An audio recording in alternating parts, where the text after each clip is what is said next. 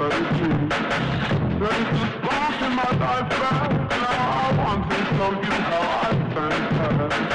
what's up you guys, it's your girl Gigi and welcome back to my channel where every single week I've been doing a review of the new HBO show Euphoria starring Zendaya. So this week is the week, you guys. It is the season finale. We finally get to see what happens at the end of this show. So as you can see, I'm so excited to talk about this. I was so excited to watch the episode, and for this week's video I have decided to do yet another Euphoria inspired makeup look. This time somebody asked me to do Rue, so I tried to do her carnival look here. I'm not too sure if I like the way it came out particularly, and I feel like it probably won't show up that well on camera, so please look out for my Instagram where I will most likely be posting a picture of how this actually looks like. So yeah, if you're interested in that, just keep on watching, and thank you so much for watching. If you have been watching for this entire series, it means the world to me. And yeah, let's get right into the video.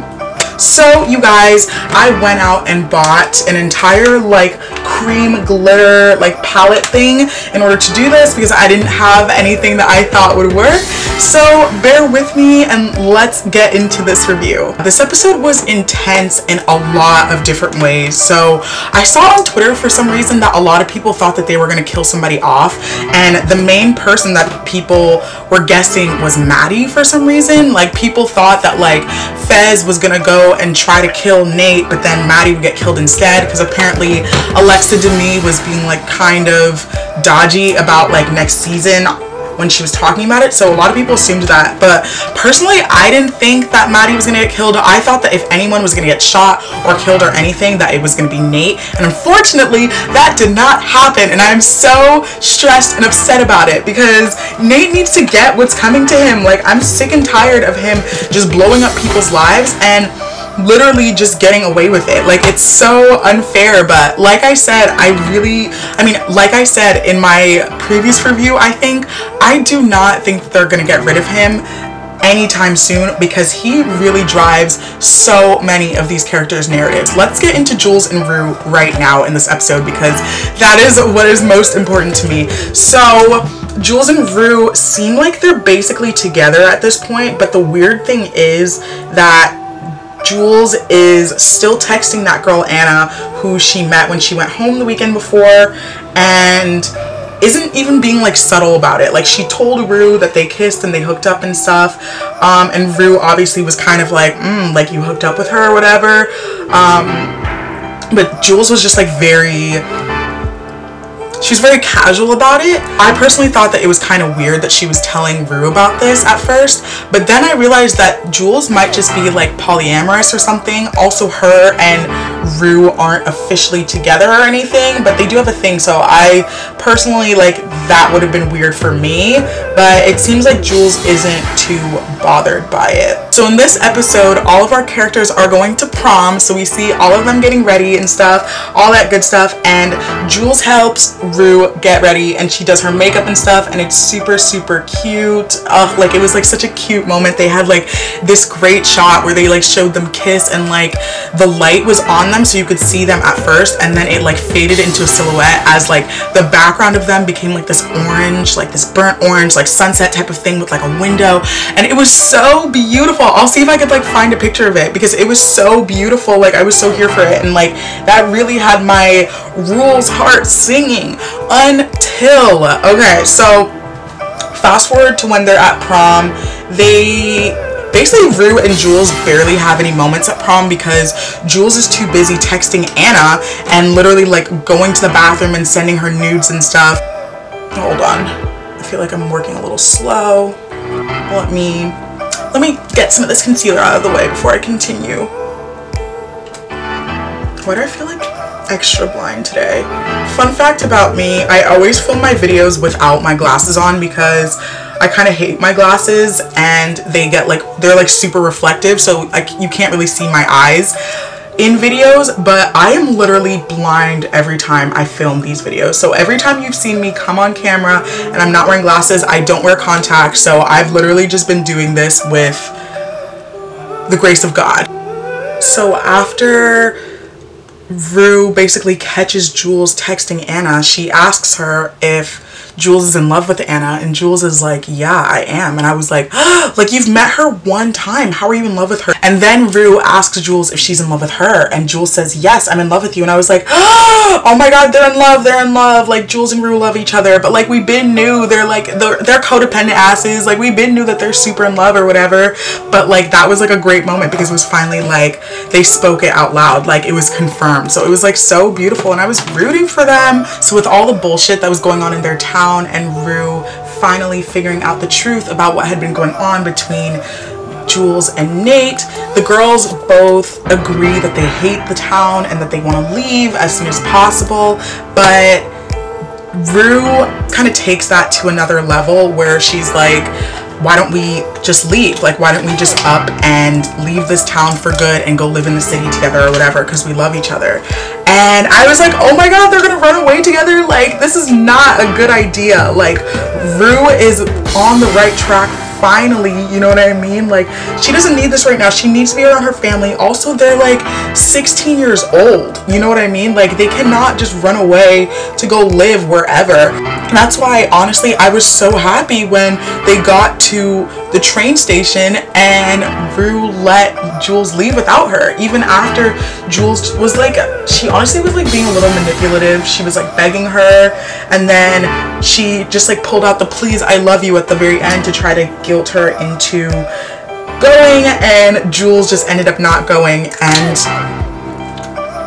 a part of me was really sad, but the other part was like, this is such an unhealthy relationship, and I think that Rue is finally realizing that, you know, like she's finally reaching like a point of maturity where she understands that she cannot just up and leave her family at 16 years old for no reason with this girl who clearly, like, Jules, I think Jules definitely loves Rue, like there's no doubt about that.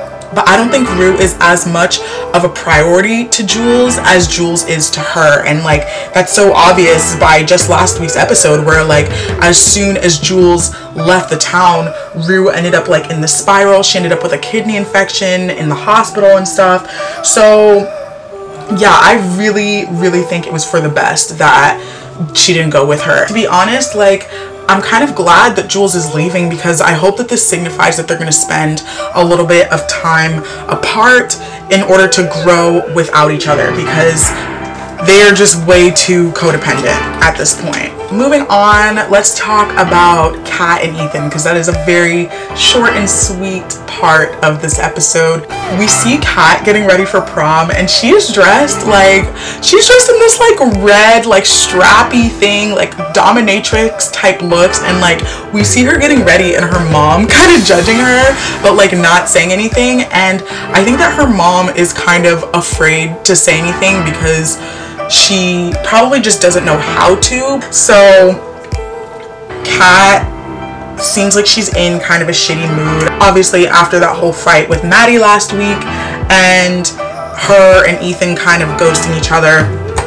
You know, she's kind of going through it. So one thing that I didn't like about this episode is that I feel like they kind of glossed over a lot of things that they should have gone more into depth with. So like, they glossed over Fezco's house getting raided. They also glossed over just like more in-depth analysis of how Kat's really feeling and like what exactly is going on with her, you know what I mean? I just kind of wish that like we knew more what exactly was going through Kat's head and stuff before she like fully decided that she was gonna do this whole monologue to Ethan and basically like declare her love for him, you know what I mean? Like, to me that kind of just seemed a little out of left field, also because Ethan wasn't even in last week's episode. So like, I don't know, like things were like left off like really weirdly to them and with them, and it just like wasn't explained. That's actually like one of my main concerns for this episode, is that I feel like I obviously liked it and there were a lot of good parts of it, but I feel like they were going for this, they were trying to add a lot of tension and obviously trying to set up for the next season, and in doing that I feel like they might have done a little bit too much with this episode. For example, there's this scene at the end where after Rue leaves Jules at the train station, she goes back home and she relapses, and then she just like falls on her bed, and then she like gets up in like the craziest, like most exorcist way, and starts kind of like flinging herself around the room or whatever. And there's this one part where she like leans against the wall, and I was like, oh my god, is she lip syncing? Like there's a song playing in the background, right? And I was like, is she lip syncing? Like that's so weird. And then like she goes into the kitchen and she's still like doing the whole like kind of interpretive dance thing, and I'm like, she's definitely lip syncing right now. And then I was like, wait a second, is that Zendaya singing? Oh my god, I was shook. Like obviously I was so happy to hear Zendaya on this soundtrack. Like she sounds amazing. We haven't heard her sing in such a long time, but like I just feel like the way it was done was just like kind of, I don't know, it was just out of the box for this show, and I wasn't expecting it. And it's not that I necessarily think that that scene was bad, but I just think that it kind of maybe wasn't needed, you know what I mean? But I'm glad that Zendaya's song was in it, obviously, you know? Just when I thought this soundtrack couldn't get any better, they put Zendaya on it. I was like, thank you, let me go stream replay, okay? Let me go stream replay. So now that I have my base down, I think that I can start getting started on the eye situation. I kind of don't know how I'm gonna do it. It kind of seems like she has like her eyes lined with like black liner, and then the glitter that's coming down is kind of like a bluish tint and like whitish. So I think I'm gonna combine some of these. I don't know, let's just see how this turns out. So Nate is a confirmed sociopath. So obviously Nate knows that he did it, you know what I mean, and that the rumors aren't actually rumors or anything. And Maddie kind of just like, it seems like she's kind of had enough with him, and she kind of snaps at him, and he puts his hands around her again, and I was like, oh my god. And then this time she like starts crying, and then they have a whole fight about the fact that he's probably gay, and he's like so offended that she would even think that, even though he had like all those dick pics on his phone, you know what I mean? And it's just like so sad. Like I really need Maddie to get out of this situation. And actually, speaking of that, after Nate does that, oh my god, Maddie ends up finding the tape of his dad hooking up with Jules, and I was like, oh my god. That was another thing that I felt like was kind of like glossed over. They didn't show her watching it. They kind of just showed her take it from his house, and then the next thing we see is her putting it back in its case and then just closing the laptop, and we don't see anything that she says or anything. And I'm like, oh my god, like I needed to see her reaction. Like I needed to see it. But hopefully they'll show it in the next season, you know? But yeah, I was like, oh my god, some real shit is about to go down now that she has this. I hope that she decides to never get anywhere near that family ever again after watching that, because they are a whole bunch of weirdos. When Maddie's on her way out from Nate's house, his dad stops her before she leaves, and he's basically like, you're a smart girl and you're beautiful, and I'm gonna protect my son because he's my son, but you should get out of the situation, basically. And I was like, damn, like this whole time I thought that Nate's dad was kind of like this horrible, disgusting guy because of the very first introduction we had of him, but honestly that's pretty much the only like despicable thing he's done. Like he's a creep, you know what I mean? But he's not a bad guy, and I thought that was a really good point. Like he knows that Nate is a psycho, and he knows that Maddie's in danger with him, so that was honestly the right thing for him to say. It seemed like she wasn't very receptive to it, but I'm sure she will after she watches that tape. I'm not going to judge her for whatever decision she makes. I think that she truly is kind of brainwashed, as abuse victims tend to be. And I think Maddie is kind of realizing that her and Nate are not the best for each other, because at the prom they have like their whole weird thing, basically like a repeat of the first episode, where they like use other people in order to make the other jealous, and finally they end up dancing together, and Maddie tells Nate that he's abusive and psychotic, and that she doesn't think that they're right for each other. And I think that's definitely because she definitely said that because of the talk that she had with his dad, you know what I mean? Like she's coming to her senses, hopefully, and I'm so happy for her and so proud of her, and I'm rooting for her. I truly am. I also really obviously want justice for both her and for Tyler, but obviously we didn't get any of that in this season finale.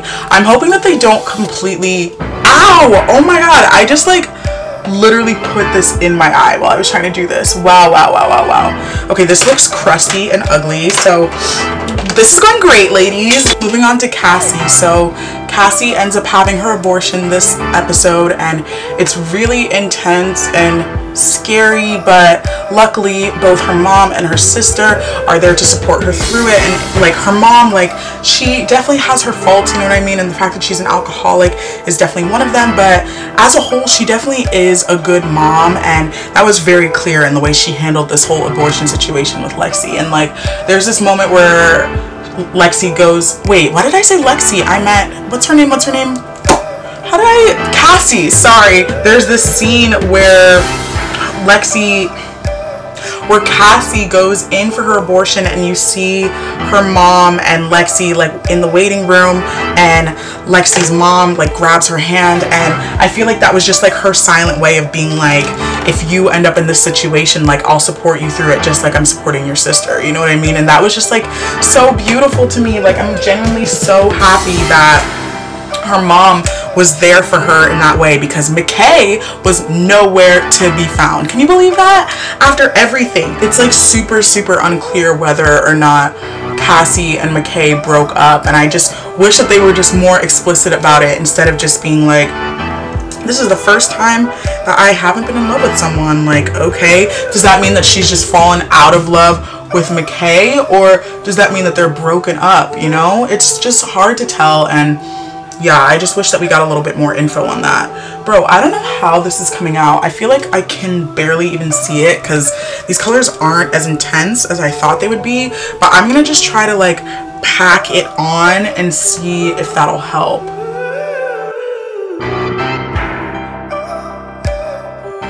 Moving on to Fez. Everybody thought that Nate was gonna get killed by Fez, and they really played us. Like they like totally baited us into thinking that, because we see Fez getting ready to like shoot someone basically, and like climbing over fences and shit, sneaking into someone's house, and I was like, oh my god, is Nate finally gonna get what he deserves? But no, he was just robbing some random man for like so much money, because obviously he has to pay back the drug dealer for the raid. And I was like, shit. And like, oh my god, he like breaks into this man's house and he's like stealing the money from him, and like while that's happening, the guy's freaking son is just like watching the whole thing, and it's just like, it's like kind of funny but also like terrifying. I was like, oh my god, like I didn't know Fez had it in him to rob someone like that, and I didn't know he had it in him to like beat the shit out of a grown man like that, you know what I mean? But I guess you gotta do what you gotta do, you know? Like, it's hard out here for a player, you know what I'm saying? So yeah, that was really intense, and cannot lie, I'm a bit disappointed that Nate Jacobs is living to see another season, but we've been new, sis. They weren't gonna kill his ass. They weren't gonna kill him. They need him for shock value. Speaking of shock value, oh my god, Nate is a sociopath. His dad like tries to talk to him about the whole situation with like Maddie and stuff, and it basically ends with him like trying to fight his dad, and his dad like pinning him down, and then Nate basically like breaks out and has like a full-blown mental breakdown where he's like banging his head like on the ground and like beating himself up, and his dad just like leaves the room and is like, fuck. Like it was so intense and so uncomfortable. I was like, oh my god, I was scared. Like I was scared. He's certified like a psycho at this point. I don't know, you guys, I'm really trying here, but like this isn't coming out as intense as I would have liked. I don't know how it looks on camera, but like in my mirror it kind of just looks like I'm a little sweaty, and like I'm sweating like pink and blue and purple. But yeah, hold on, I have to make this work. Maybe I should just not blend it as much as I have been. Maybe it'll look better once I like slap on some lashes and stuff. Like right now I'm just like not feeling this look at all.